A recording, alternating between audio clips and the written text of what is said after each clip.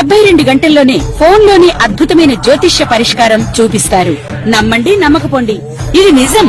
శ్మశాన కాళి రుద్ర చౌడీదేవి ఆరాధకులు నంబర్ 1 వశీకరణ స్పెషలిస్ట్.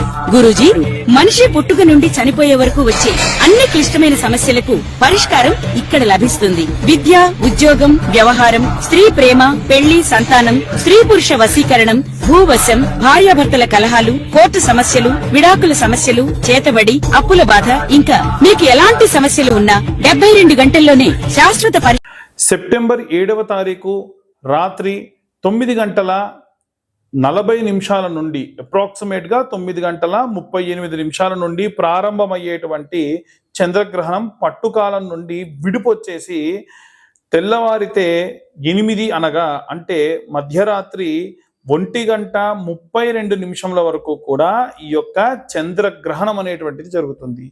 ఈ యొక్క చంద్రగ్రహణం జరిగినప్పుడు ఈ యొక్క 12 రాసుల వారు కూడా ఎలాంటి రెమెడీస్ తీసుకోవాలి, ఎలాంటి మంత్రపఠనం చేయాలి, ఈ సమయంలో ఏ రాశికి ఆ రాశి అంటే మేషరాశి వారికి నుంచి మేషరాశి నుండి మీనరాశి వరకు కూడా ఎలా ఉండబోతుంది, వాళ్ళు ఎలాంటి సంఘటనలు ఎదుర్కోవచ్చు, ఎలాంటి జాగ్రత్తలు తీసుకోవాలి అనే విషయాన్ని ఇప్పుడు మనం తెలుసుకుందాం. సెప్టెంబర్ నెలలో సంభవించేటువంటి చంద్రగ్రహణానికి సంబంధించి విశేషమైనటువంటి ప్రభావం అనేటువంటిది ఉంది. మనస్సుని బాధ పెట్టే వాళ్ళు ఉంటారు, విపరీతంగా రోధించేటువంటి స్థితికి వెళ్ళిపోతారు, అనవసరమైనటువంటి బాధ, ఆందోళన విపరీతంగా ఉంటుంది. వీలైనంత వరకు కూడా వీరు ఈ యొక్క కుజగ్రహానికి సంబంధించిన మంత్రం చదువుకోండి. కుజ అరిష్టేతు సంప్రాప్తే కుజ పూజాంచకారయే కుజ ధ్యానం ప్రవక్ష్యామి రోగ పీడోపశాంతయే. ఎటువంటి వ్యాధుల వల్ల ఇబ్బంది లేకుండా ఉండడానికి కుజగ్రహ మంత్రం చదువుకోవడం మంచిది.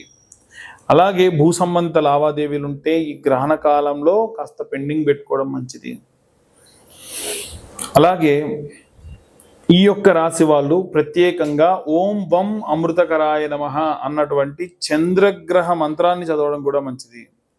ఇది పూర్తిగా ఏంటంటే ఒక గ్రహణ కాలం అనే కాకుండా మీ జీవితం మొత్తానికి కూడా రక్షగా ఉంటుంది. ఎందుకంటే గ్రహణ సమయంలో దేవతలు, గ్రహాల శక్తి తగ్గుతుంది.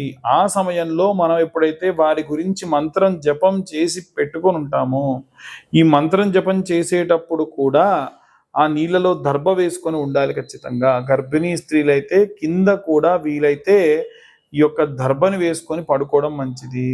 చిన్నపిల్లలు కూడా ఇంటిపైన కూడా దర్భ వేస్తే ఇంకా మంచిది. ఇలాంటివి చేయడం వలన జాతకరీత్యా ఉన్నటువంటి దోషములు కూడా పోతాయి.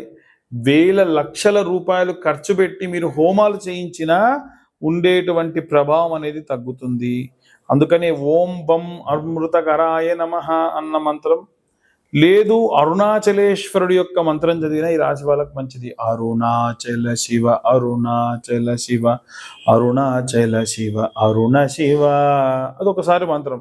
ఇది ఒక 1000 సార్లు చదవాలి. అంటే ఒక 10 మాల చేస్తాం కదా, ఈ మాలతో చేసేటప్పుడు కూడా పైన ఏదైనా వస్త్రం కప్పుకొని చేయడం చాలా చాలా మంచిది.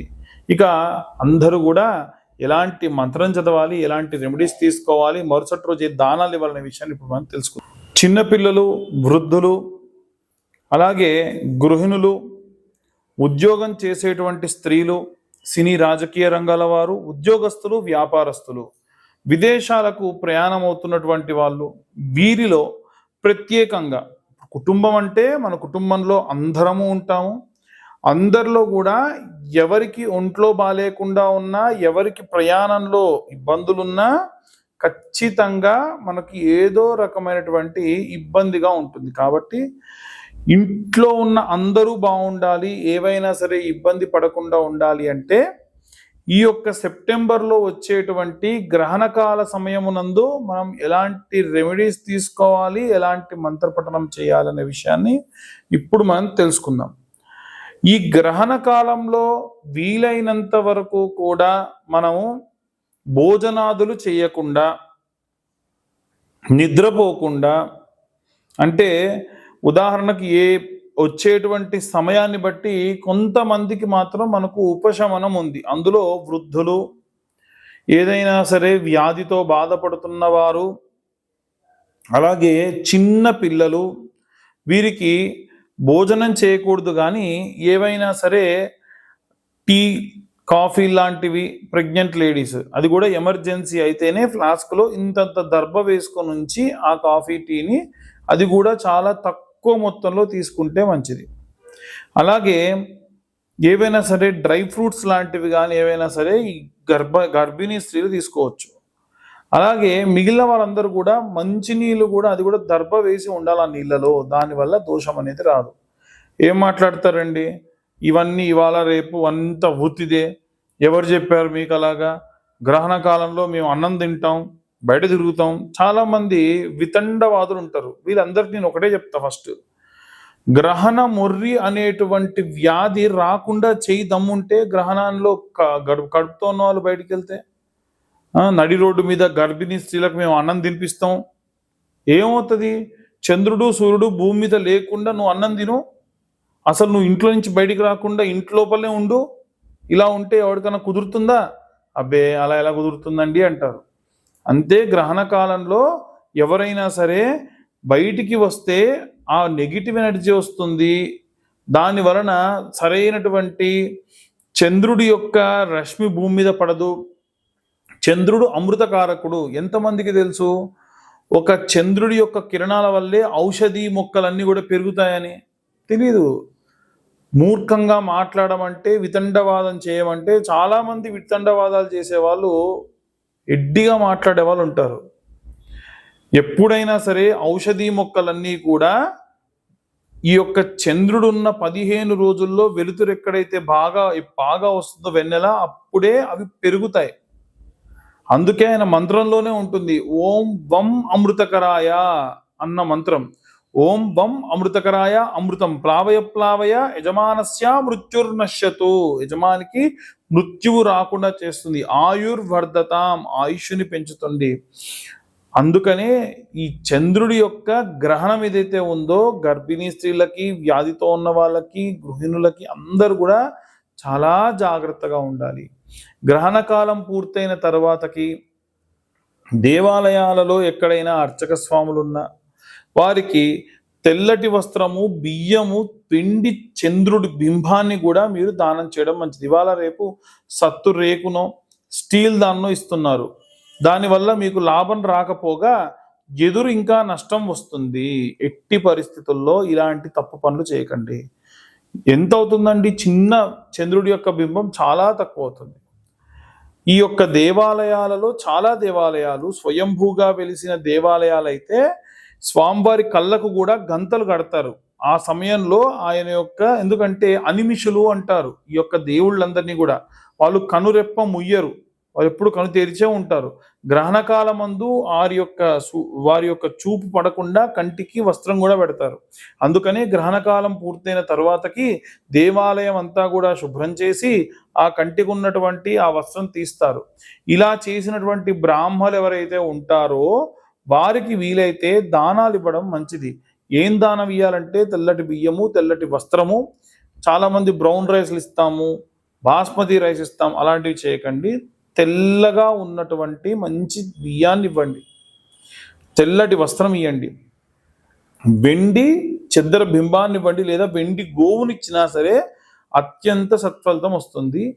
మట్టి పాత్రలో నీళ్లు పోసి, వీలైతే కుండలు ఉంటాయి కదా, ఆ కుండలు దేవాలయాల్లో పెట్టించండి. అలాగే ఎక్కడైనా పెద్ద పెద్ద భవంతులు ఉంటే అక్కడ మట్టి పాత్రలో ఒక 5-6 పాత్రలు భవంతి పైన నీళ్లు పెట్టండి. పక్షులకు నీళ్లు అందితే చాలా మంచిది. వర్షం నీళ్లు పడి అవి దాహంగా ఉన్నప్పుడు తాగుతాయి. అలాగే వీలైనంత వరకు అన్నం మిగులుతుంది కదా, ఈ గ్రహణ కాలమునందు దర్భ వేసి మిగిలిన అన్నం అంతా కూడా మట్టి చిప్పలో పక్కకు పెట్టేసి మరుసటి రోజు ఉదయాన్నే అలా నీళ్లలో నానినటువంటి అన్నాన్ని చేపలకు వేస్తే మంచిది. దీని వలన కూడా జాతకరీత్యా చంద్ర సంభావిత దోషములుంటే పోతాయి. అలాగే ఇప్పుడు నేను చెప్పిన ఈ మంత్రం కూడా మీరు చదివితే మంచిది. ఆ మంత్రం ఏంటంటే, ఓం చంద్ర అరిష్టేతు సుసంప్రాప్తే చంద్ర పూజాంచ కారయేత్ చంద్రధ్యానం ప్రవక్ష్యామి మనః పీడోప శాంతయే. మనస్సు ప్రశాంతంగా ఉండాలి. ఏమవుతుంది చంద్రగ్రహణ కాలంలో మనం గనక ఉంటే, ప్రశాంతంగా ఉంటే మనస్సు చికాకుగా ఉండదు. ఒక్క మనస్సు చికాకుగా ఉంటే చాలండి. ఏమవుతుంది మనస్సు చికాకు ఉంటే? ఇల్లంతా చిందరవందర, ఏ పని చేయలేకపోవడం, మనకు డబ్బు లేదా మనకు వివాహము లేదా మనకు ఏదైనా సంతానము లేదా మనకు మంచి ఆరోగ్యము రావాల్సిన కార్యక్రమాలు ఏమైనా జరుగుతుంటే మనం వాటి జోలికి పోకుండా అలాగే మన ఇంట్లో కూర్చొని నా మనసు బాగాలేదని ఖాళీగా కూర్చుంటే ఇవన్నీ కోల్పోతాం. అలా కోల్పోకుండా ఉండాలి అంటే ఈ యొక్క చంద్రగ్రహణాన్ని ఈ పరంగా ఉపయోగించుకోండి. ఎవరైతే మానసికమైన ఆందోళనతో ఉంటారో, ఎవరైతే ఆడవాళ్ళు కానీ మగవాళ్ళు కానీ చిన్నపిల్లలు కానీ మనస్సు వికలితమైపోయి ఆటిజం ప్రాబ్లంతో కానీ బ్రెయిన్ రిలేటెడ్ ప్రాబ్లంతో కానీ ఎవరైతే ఉంటారో వారు గ్రహణమైన మరుసటి రోజు శివుడికి రుద్రాభిషేకం చేయించండి. గ్రహణం జరుగుతున్నంతసేపు మీకు తెలిసిన ఎవరన్నా అర్చకులుంటే వారితోని 18 నుండి 20,000 సంఖ్యా జపం చేయించండి. లేదు మేము జపం చేసుకునేటువంటిది మాకుంది అనుకుంటే వాళ్ళు చంద్రుడి యొక్క బీజాక్షరంతోని జపం చేసుకోవాలి. 18,000 సంఖ్య చేయాలి. గ్రహణ సమయంలో మనం చెప్పిన ప్రతి ఒక్క మంత్రం కూడా 1000 సార్లకు శక్తినిస్తుంది. 18,000 చేస్తే ఇక జీవితంలో చంద్ర సంభావిత దోషములుండవు.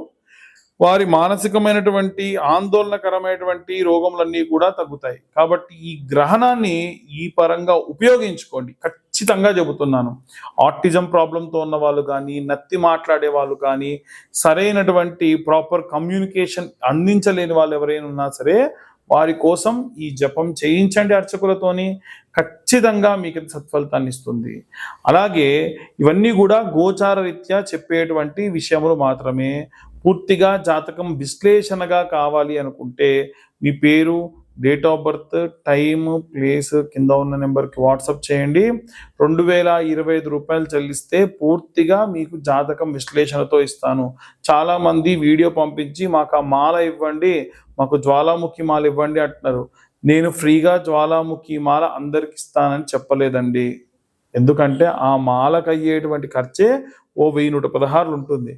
నేను జాతకం చెప్పించుకున్న వాళ్ళు ఎవరైతే ఉంటారో 2,025 రూపాయలు కట్టి వారికి ఆ మాల నేను కొరియర్ చేస్తా అని చెప్పా. అలాగే ఇప్పటికీ చెప్తున్నాను. ఎందుకు అంటే ఉన్న సమయం అనేటువంటిది వీరందరికీ బాగుండాలనేది నా ఉద్దేశం. కాబట్టి అందరూ కూడా ఈ గ్రహణాన్ని పాటించండి. శ్రద్ధగా వీలైనంత వరకు జపం చేయండి. సర్వే జనా సుఖినో భవంతు. స్వస్తి.